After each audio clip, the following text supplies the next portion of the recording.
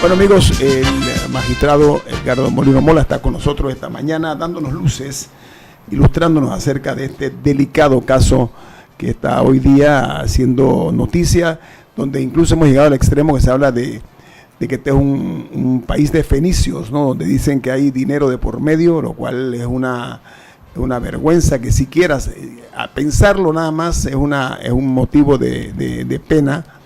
Y de eso se está hablando. Se ha multiplicado geométricamente esa opinión, lo cual yo creo que los señores magistrados tienen que tenerlo claro. Pero, a ver, si esto, magistrado Molino Mola, perdón, Camila, ibas a hacer una pregunta. No, él iba a contestar la diferencia entre derecho penal, derecho procesal penal y el artículo 39. Sí, es que el derecho penal, el Código Penal, es el que trata de las penas y los delitos, mientras que el Código Procesal Penal es el que trata de las acciones. El Código Penal es un derecho sustantivo, el Código Procesal es un derecho adjetivo, es decir, es la manera de pedir en la acción penal. Por lo tanto, es el Código Procesal Penal el que regula el procedimiento. El Código Penal no regula el procedimiento, sino establece las penas y los delitos, las eximentes y los agravantes. Entonces, ¿qué ocurre? ¿Qué dice el Código Procesal Penal? Dice, le corresponde juzgar a los diputados de la República, a los ministros de Estado, al Contralor General de la República, al Procurador General de la Nación, al Procurador de la Administración, al Pleno de la Corte Suprema de Justicia, mientras estén en el ejercicio de su cargo. ¿Qué quiere decir esto? Que si la persona no está en el ejercicio del cargo, la Corte no lo puede juzgar. Vimos el caso del diputado que atropelló a una persona. Ese diputado nunca renunció y por eso la Corte lo juzgó hasta el final, el Pleno. Y lo juzgó porque seguía siendo diputado. Si ese señor diputado renunciaba, la Corte ya no lo hubiera podido seguir procesando, porque ya no era diputado. Pero lo juzgó y lo siguió juzgando porque conservó la condición de diputado. Mire, aquí hay una confusión entre voluntad de las partes y calidad de las partes. Por eso es que se habla voluntad de las partes como prórroga de la competencia y se habla de condición de las partes, de la calidad de las partes como pérdida de la competencia. Por supuesto que normalmente la prórroga de competencia a veces puede ser en materia civil. Las partes se ponen de acuerdo que este juez no sea el que nos va a juzgar, sino que vamos a buscar otro juez o vamos a hacerlo de esta manera. Eso se permite en materia civil. Normalmente en materia penal eso no se permite. Pero es que aquí no se trata de prorrogar la competencia. Es decir, no es Martinelli el que está decidiendo quién lo va a juzgar. Es la condición que tiene en el momento en que se va a producir o que se está produciendo el juzgamiento. Pero él renunciar al Parlacén sí estaba decidiendo la competencia. Mientras él era diputado, todo lo que hizo el juez Mejías y el fiscal Harry Díaz valen, porque lo estaban actuando con competencia. Desde el momento en que tú no tienes competencia, todo lo que tú estés haciendo sin competencia no sirve. Ahora, por eso le digo, los funcionarios públicos solo pueden hacer lo que la ley expresamente les autoriza. Mientras tú seas competente, tú estás expresamente autorizado para realizar esos actos. Si tú no tienes esa competencia, los actos que tú estás realizando no son correctos, no son válidos. Ahora, magistrado, hay una pregunta que está en el ambiente: las filtraciones de la Corte. Correcto.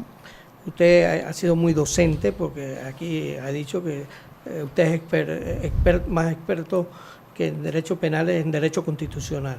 Bueno, ¿qué podemos opinar de esas filtraciones de que han salido por todos los periódicos, por todas las televisoras, en todos lados, de lo que ya se sabe cómo van a votar los suplentes, cómo van a votar los principales? ¿Qué puede decirnos usted de ese hecho? Mire, no hay la menor duda que es un personal de adentro de la Corte que sabe lo que está pasando en el Pleno. ¿Quiénes son los que actúan en el Pleno? Los magistrados de la Corte. Son los únicos que están reunidos allí, ¿ah? Más nadie sabe nada, porque ahí ni siquiera en la reunión del Pleno participa el secretario general de la Corte. Están nada más los 9. Entonces la filtración sale de algunos de los magistrados o de varios magistrados. Ellos son los que están hablando.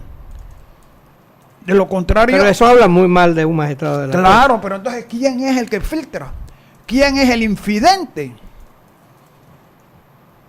Entonces, ¿por qué ese magistrado comunica lo que está pasando? Debe tener algún interés. Vamos para allá, magistrado. A ver, ese tipo de situaciones lo que ha hecho es enturbiar más el ambiente dentro de lo que es la Corte en su imagen. Ajá. Porque es demasiado evidente que eso es lo que usted acaba de decir. Alguien está filtrando, alguien dentro de los 9 ha soltado. De los magistrados. De los 9 de los magistrados está haciendo eso. Y los fallos divididos son normales en la Corte. Por supuesto. No quiere mire, decir que son exabruptos ni nada. No. Si a cada rato hay fallos de 7-2, de 8-1, de 5-4, que son los más cerrados. Así que eso no es. Esos, cuando ocurre, salvan el voto. Y él explica por qué salva el voto. A veces el salvamento de votos no es realmente una disidencia. El salvamento de votos puede ser concurrente. ¿Qué significa eso de concurrente? ¿Qué significa concurrente? Que tú estás de acuerdo con la decisión, pero no estás de acuerdo con el razonamiento que se hizo. Tú tienes un razonamiento distinto, pero llegas a la misma conclusión. Es como que tú digas que 2 más 2 es 4. Pero tú dices, no, 2 más 2 no es 4. 3 más 1 es 4. O 1 más 1 más 1 es 4. Es decir, yo estoy de acuerdo que el resultado es 4, pero yo no llego al mismo resultado de 4 como tú llegaste. Yo también llego a 4, pero por otro camino. Ajá. Es decir, están en el fondo en la misma decisión, pero por fórmulas distintas. Motivos distintos, pero se llega a la misma conclusión. Entonces ese es el voto concurrente. Sí. Ahora se ha armado un escándalo con la posición de Mario Galindo. ¿Qué opina usted de la versión que él lanzó? Bueno, yo lo que he escuchado, porque no he tenido la oportunidad de verlo, es que Mario Galindo está de acuerdo con la declinatoria de competencia. Es decir, él está en la misma posición que yo. Yo no sé qué dice él en cuanto a los efectos. Pero miren, yo desde el principio dije que la Corte había perdido la competencia. A partir de la renuncia. Sí, a partir de la renuncia. Mientras él era diputado, todo lo que hizo la Corte vale. Es decir, eso va a anularse, en mi opinión, a partir del momento en que el Parlamento Centroamericano le comunicó a Panamá que este señor ya no es diputado. ¿Y eso de competencia perpetua? No. Que la cita.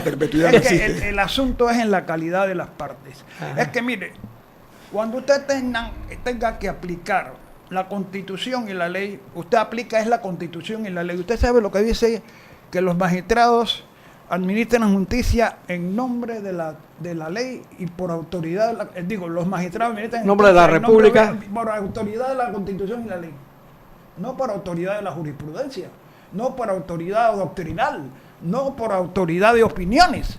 Lo que vale es la norma. La norma dice, nadie puede ser juzgado sino por una autoridad competente.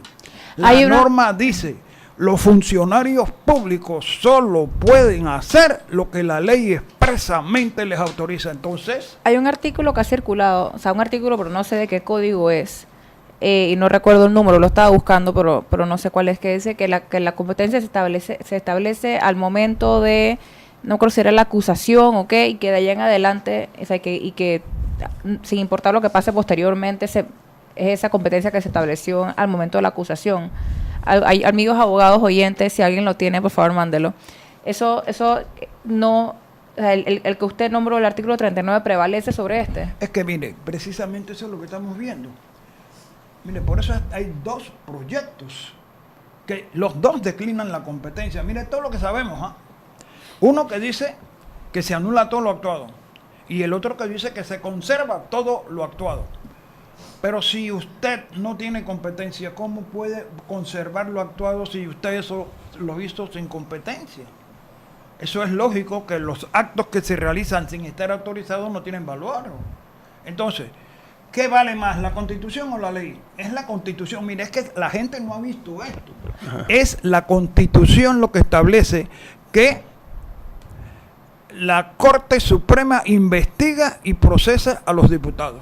Mire, ese es uno de los cambios constitucionales que requiere este país. Es una barbaridad que se diga que la Corte investiga a los diputados. Tú no puedes ser fiscal y no puedes ser parte a la Parte y vez. parte, ¿no? Claro, tú eres, la Corte aquí es fiscal y es juez. Hay que volver al sistema anterior, que era el Ministerio Público el que instruía el proceso y la Corte lo falla. Nosotros tenemos, digo nosotros porque yo formé parte de la comisión constitucional que hizo el nuevo proyecto de constitución y que volvió el asunto a como debe ser.